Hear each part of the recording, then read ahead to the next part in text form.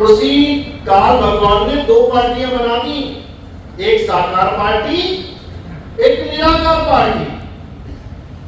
अब इन दोनों को समझना है, बस और कुछ नहीं करना है। तो कबीर साहब समझा रहे हैं कि निर्गुण सरगुण द्वंद्व पसारा, दोनों पड़ गए काल की धारा। अगर इस दुनिया में कहीं कोई झगड़ा है धर्म के नाम पे, तो निर्गुण सरगुण का ही झगड़ा है। निर्गुण सरगुण का ही झगड़ा है। मुसलमान हिंदू से क्यों नफरत कर रहा है? क्योंकि वो कहता है कि हिंदू साकार की पूजा करता है, बुत परस्ती करता है, जबकि परमात्मा अल्लाह निराकार है। यही कहते हैं ना, यही झगड़ा है। लेकिन अगर दोनों इसको समझ जाएं कि निराकार क्या है और साकार क्या है, तो दोनों की गति हो जाएगी, दोनों इस भवबंधन से निकल जाएंगे। तो साहिब कह रहे हैं निर्गुण सरगुण दोनों से न्यारा, और जानेगा कोई जाननहारा। ना निराकार, निराकार क्या है? दोनों हाथों के बीच में निराकार है। इसको तुम कितना लंबा खींच लो, जितना मर्जी ले जाओ, जितना मर्जी, इसका कोई अंत ही नहीं है। और उसी में, इसी से साकार पैदा होता है। देखो कितना बड़ा जाल है। निरंकारियों से पूछो, निराकार वालों से पूछो कि भैया परमात्मा अगर निराकार है और परमात्मा शुरू से था, तो ये साकार कहां से आ गया बीच में? परमात्मा अखंड था, तो ये बीच में मसाला कहां से आ गया? ये कहां से टपक गया बीच में? अखंड का मतलब होता है जिसमें ना कुछ जा सके, ना उसमें से कुछ आ सके। अखंड, अगर उसमें से कुछ टूट टूट के निकल रहा है तो खंडित हो गया। वो दूध में पनीर है, अगर पनीर दूध से निकाल दिया तो साकार में आ गया। पनीर चाकोर तिकोना हो सकता है, दूध चाकोर तिकोना हो सकता है क्या? दूध नहीं होगा। उसमें जो पनीर निकला है उसके तुम पीस बना सकते हो। इसी प्रकार इसी निराकार सृष्टि में ये जो साकार सृष्टि बन के आई है, ये उसी में से आई है और ये उसी में लय हो जाएगी। यानी पानी से ही बर्फ बन गई और बर्फ घुल के कहां चली गई? पानी में। बस यही झगड़ा है। अब कोई पानी को मान के बैठा है कि नहीं पानी ही सत्य है, और कोई बर्फ को मान के बैठा है नहीं बर्फ सत्य है, जबकि सत्य दोनों ही नहीं है। चक्कर ये है, सत्य क्या है? सत्य वो है जो दोनों को देख रहा है। देखो तुम्हें निराकार और साकार दोनों दिख रहे हैं कि नहीं दिख रहे हैं?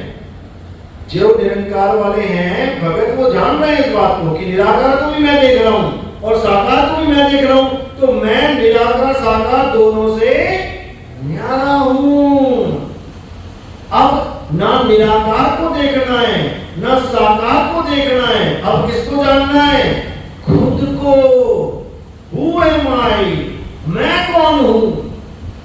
ये आत्मा है तो है क्या, इसको जानना है। तो कबीर साहब ने यही समझाया कि निराकार और साकार के जंजाल से निकल के आत्म बोध को प्राप्त करो, आत्म ज्ञान को प्राप्त करो। जग में मीन प्यासी मोहि देखत आवे हासी, आत्म ज्ञान बिना नर भटके। तो कभी काबा कभी काशी। ये काबा काशी, काबा वाले निराकार को मानने वाले, काशी वाले साकार को मानने वाले। कभी निराकार की तरफ भाग रहा है, कभी साकार की तरफ भाग रहा है। अपनी तरफ नहीं भाग रहा, अपने आप को नहीं जान रहा। तो इसी को साहिब समझा रहे हैं कि तू सिमरन किसका करे, तू ही है आप पे आप। अब वो घर और है भाई, ये वो घर नहीं है निराकार वाला, ये तो जेल है। तीन लोग एक जेल है, पाप पुण्य दो जाल, और सारा जग भोजन बना खाने वाला काल। बिल्कुल क्लियर, ये सारा जग भोजन बना। देखो गीता में सारे जग को खा रहे हैं दांत फाड़ फाड़ के, और बोल भी रहे हैं हे अर्जुन मैं ही सारे संसार को पैदा करता हूं, मैं ही इसका नाश कर देता हूं। अब हमने उसको जानना है जो किसी का नाश नहीं करता, जो दया का सागर है, जो प्रेम का सागर है, कहते शंखो लहर महर की उपजे, वहां कहर नहीं कोई। वहां कहर नाम की कोई चीज नहीं है, और यहां पर बिना कहर के कोई चीज नहीं है। तुम कहीं भी आ जाओ, जहां भी तुम अपना पैर फंसाओगे, तुम्हारा पैर पकड़ के खींच लिया जाएगा, गिरा दिए जाएंगे। कोई दुकान कर रहा है तो खतरा मंडरा रहा है फेल होने का, कोई शादी कर रहा है तो खतरा मंडरा रहा है मर जाने का, बच्चे पैदा हो रहे हैं खतरा मंडरा रहा है मरने का, कुछ भी काम कर रहे हो हर जगह खतरा मंडरा रहा है मरने का। तो यानी इस दुनिया में ऐसी कोई जगह नहीं है जहां तुम निश्चिंत होकर बैठ पाओ, कोई जगह ही नहीं है। इसीलिए इसको मृत्यु लोक कहा जाता है। मृत्यु लोक, भाग बेटा कहां भागेगा, तो भाग ही नहीं सकता कहीं, क्योंकि तू जेल के अंदर है और जेल तक तेरी दौड़ है। अब इस जेल से बाहर का रास्ता कबीर साहब समझाते हैं, कहते हैं आत्म चीने परमात्म चीन्हे, संत कहावे सोए, और यह भेद काया से न्यारा, पूछे बिरला कोई।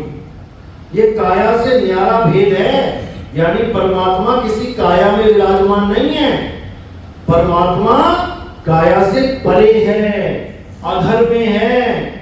अरे अधर दीप तहाँ गगन गुफा में है, निज वस्तु सारा।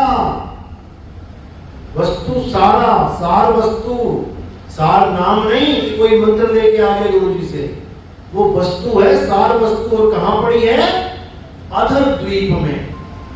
उस द्वीप का, उस अधर द्वीप का भेद प्राप्त करके ही वो वस्तु प्राप्त हो सकती है। वस्तु कहीं पड़ी है और ढूंढ कहां, मंत्रों में रहा है। अरे वस्तु कहीं और ढूंढे कहीं, कैसे लागे हाथ, और गुप्त वस्तु तब मिले जब भेदी लीजे साथ। और भेदी लीना साथ में, अरे दीनी वस्तु लखाए, कोटि जन्म का पंथ था, पल में पहुंचा जाए। करोड़ों जन्म लग जाते तुम्हें वहां पहुंचने में, इन मंत्र जाप और ये तंत्र मंत्र करके, लेकिन जब गुरु मिल गया तो सूरत को सीधे ठिकाना मिल जाता है। अब सीधे सूरत अपने मूल की तरफ, अपने घर की तरफ, निज घर की तरफ रवाना होने लग जाती है। तो यही समझा रहे हैं, जब तक भेदी गुरु नहीं मिला तब तक तुम्हारा काम बनने वाला नहीं है। तो कह रहे सोई गुरु पूरा कहावे, जो दो अक्षर का भेद बतावे, एक छुड़ावे, एक को छुड़वा देगा। कौन सा, ये नाम, जो निरंजनों का निरंकार सत्पुरुष अकाल मूर्त शब्द स्वरूपी राम, हरे कृष्ण हरे राम, अल्लाह अकबर, वाहेगुरु, कबीर कबीर, गॉड गॉड, सब छुड़वा देगा। हटाओ इसको। एक छुड़ाए, एक लखाए। अब लखाएगा क्या, आदि अक्षर, आदि नाम, निज नाम, आत्म देव, अबोल नाम, अडोल नाम, उसको लखाएगा। एक छुड़ाए, एक लखाए, तब प्राणी निज घर को जाए। कब जाके तुम्हें निज घर का रास्ता मिलेगा, नहीं तो इन्हीं नामों में फंसे रह जाओगे, हिंदी पंजाबी उर्दू फारसी। कोई हिंदू से मुसलमान बन रहा है तो पहले हिंदी की आरतियां गाता था, अब अरबी में नमाज पढ़ रहा है। बताओ, हिंदी छोड़ के अरबी में आ गया तो क्या हो गया, उससे क्या हो जाएगा, कुछ नहीं होने का। वही 52 अक्षर इधर वाले छोड़ के उधर वाले पकड़ लिए। तो साहिब कह रहे हैं, एक नाम को जान के दूजा दे बहा। फेंक उसको नदी में, फेंक उसको नाले में। एक नाम को जान के दूजा दे बहा, और चंचल से नीचल भया, नहीं आवे नहीं जा। चंचल से नीचल भया, यानी चंचल मन, अंत समय में जब मौत आती है तो मन चंचल क्या करता है, डरा देता है। अरे मर गया मर गया मर गया, मुझे जीवन चाहिए, मुझे शरीर चाहिए। बस यही बीज रोपण हो जाता है, यही तुम्हारे अगले जन्म का कारण है।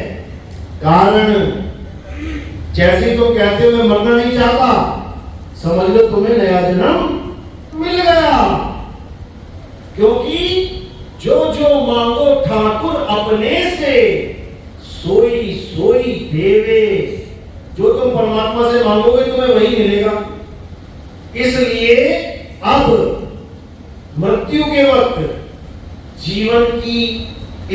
मत रखना, क्योंकि तुम सदा सदा के लिए पहले से ही जीवित हो। जो खुद सदा सदा के लिए जीवित है वो जीवन की भीख मांग रहा है। जो कभी मर नहीं सकता, ईश्वर अंश जीव अविनाशी, गाने में अच्छा लगता है। जो कभी मर नहीं सकता वो भीख मांग रहा है कि भगवान मैं जीना चाहता हूं। अरे तू मर ही नहीं सकता। कौन मरेगा? शरीर मरेगा। इस शरीर के मरने से पहले मन को मारने की विधि सीख लेना, नहीं तो अगला जन्म तैयार खड़ा है। क्यों?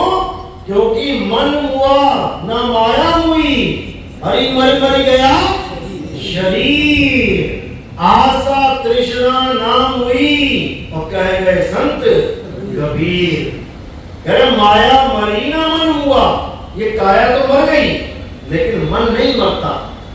जो अंत समय में खलबली मचती है ना, बचा लो, ये मन ही कर रहा है। और बचा लो करते करते तन तो शांत हो गया, लेकिन मन वैसे ही बोलता रहेगा। याद रखना, तुम्हारा शरीर हिलना डुलना बंद हो जाएगा, लेकिन तुम पूरे चेतन होगी उस वक्त भी। और ये बस यही कहेगा, मर गया, तू मर गया। अब क्या चाहिए? मुझे जीवन चाहिए, अगला शरीर चाहिए। चल बेटा फिर। तो इसी को आखिरी दांव कबीर साहब कह रहे हैं कि जब कली काल के साथ तुम्हारा युद्ध होगा, तब तुमने दांव लगाना है। अब दांव कौन सा लगाना है? तो कह रहे काल के सिर पे पांव दे और सतगुरु के उपदेश, और साहिब वहां पकड़ के ले चले अपने देश। ये है दांव। इसी दांव को खेलना है तुमने। इसीलिए कबीर साहब कह रहे हैं कि सारे गुरुओं को एक मत समझ लेना कि तेरा भी गुरु पूरा, मेरा भी गुरु पूरा। ये वो खेल नहीं चल रहा है कि राधा स्वामी वाले भी 5 नाम देते हैं, जय गुरुदेव वाले भी 5 नाम देते हैं, चलो एक ही बात है, दोनों गुरु पूरे। ये वो खेल नहीं चल रहा है। अरे गुरु में भेद है, और गुरु में भाव। सोई गुरु नित बंदिए, जो शब्द बतावे दाव। जो तुम्हें दाव लगाना सिखा दे वो है पूरा गुरु। और जो तुम्हें मंत्र देके सारी उम्र जपने के लिए लगा दे वो बर्बादे आलम है। बर्बाद गुरु है वो तुम्हारा जीवन का सत्यानाश करने के लिए आया है। तो कबीर साहब समझा रहे हैं, एक नाम सुख रास है और एक नाम दुख रास।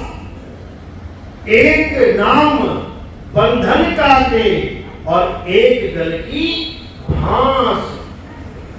दोनों नामों की व्याख्या है यहाँ पे। एक नाम सुख रास है, यानी एक तो ऐसा नाम है जो तुम्हें आनंद से भर देगा, और एक नाम दुख रास, एक ऐसा नाम है कि तुम्हारी त्राहिमाम करवा देगा। यानी 52 अक्षरी। तुम्हें प्यास लगी है तो तुम्हें 52 अक्षर दे दिए गुरुजी ने, लटो बेटा पानी पानी पानी, मरवा देगा तुम्हें प्यासा। और एक गुरु ने तुम्हें वस्तु का ज्ञान दे दिया, बेटा वो हैंडपंप लगा है ना, उसको 4 बार ऐसे घुमा दे, पानी आता है, पी ले जाके। कोई नाम नहीं दिया, बिना नाम जपे हैंडपंप चलाया, पानी निकाला, पी लिया। और एक बेचारा जोगी बना पड़ा है, पानी पानी पानी पानी। तो कहते हैं पानी पानी करते करते अरे प्यासा ही मर जाएगा। तो ये दुखरास नाम है जो ये 52 अक्षरी नाम लेके बैठे हुए हैं।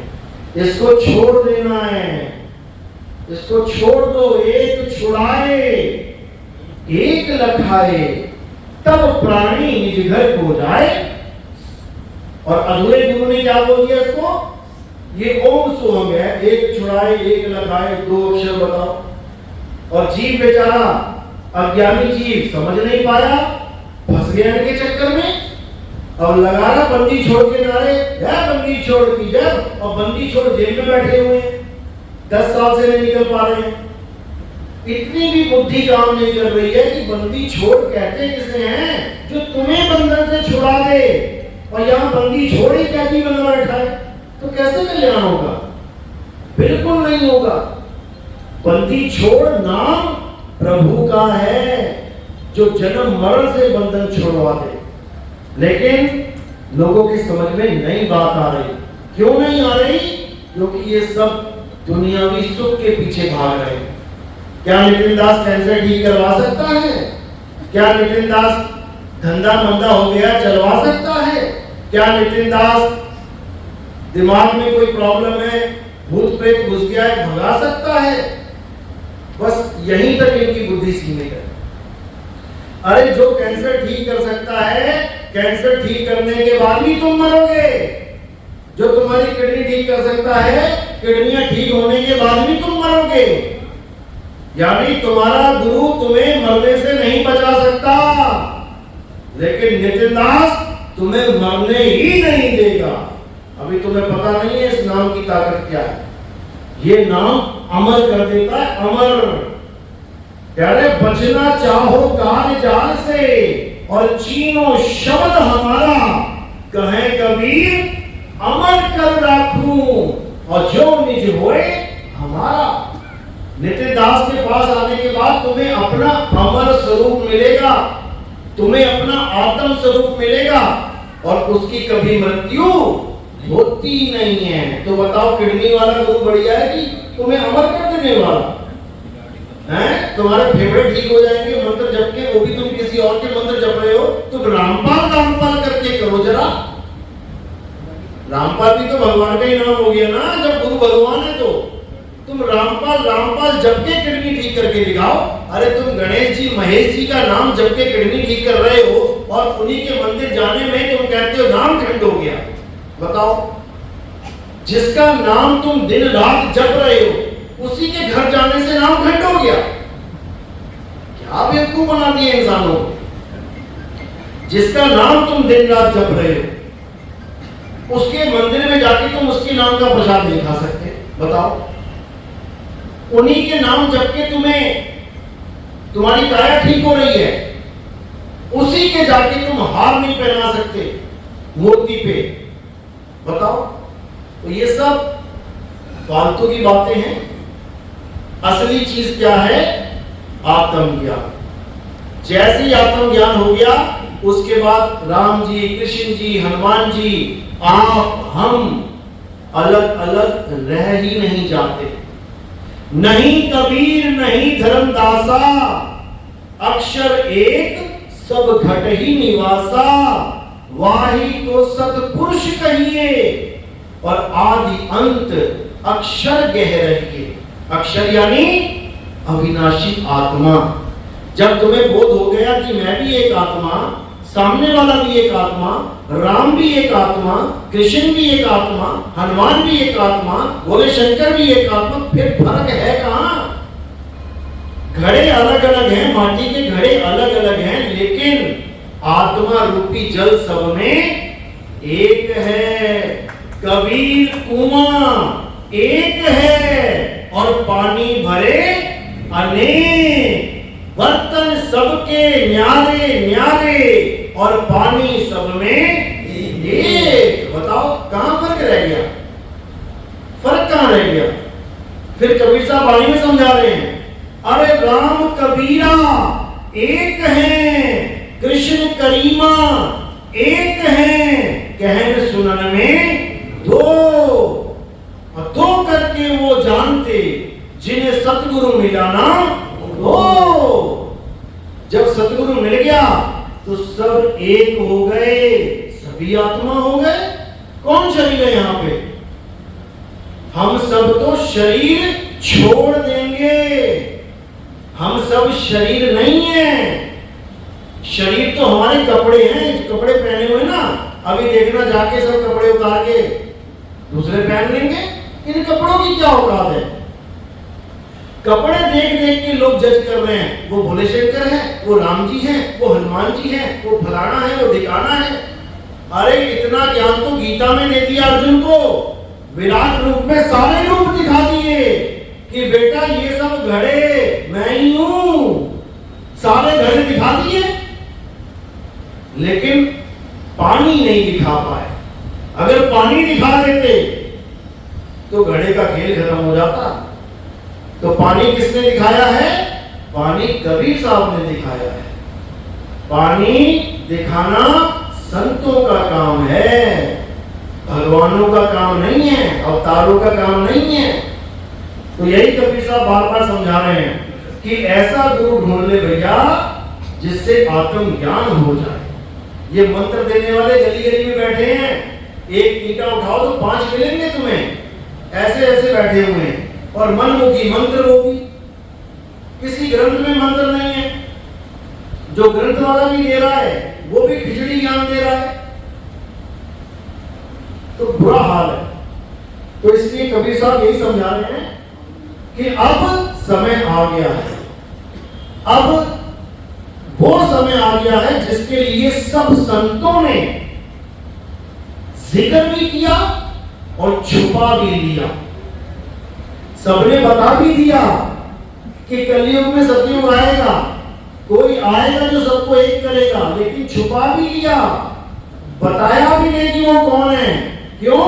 क्योंकि उनको पता था जब सूरज आएगा ना तो अपने आप रोशनी हो जाएगी, बताने की जरूरत नहीं पड़ेगी, खुद ही जान जाओगे कि वो कौन सा ज्ञान है जो सारे संसार को एक कर सकता है। आज तक ना कर पाया कोई ये।